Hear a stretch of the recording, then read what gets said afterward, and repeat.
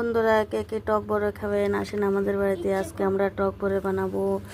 এই দেখুন বড়াগুলোকে একটু একটু ফেটাই নিচ্ছি, তারপরে একটু নুন, এই যে নুন ঢালা হচ্ছে, নুন দিয়ে এগুলোকে ভালো করে মিলাবো, মিলিয়ে তারপরে বানাবো।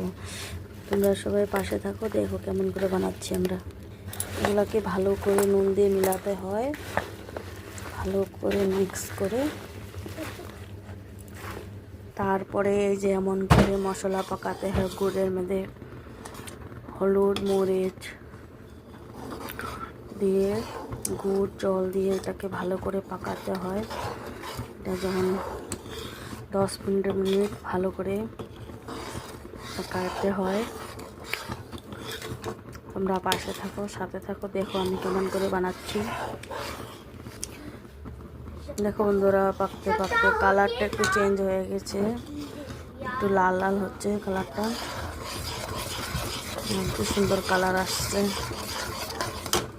ওইদিকে ওইটাকে আরও মাখছে, সেই জোরদার মাখা হচ্ছে। এদিকে একটা আমাদের পার্সোনাল মশলা আছে, ওটা বানানো হচ্ছে, সিক্রেট মশলা। এটাও ঢালবো আমরা।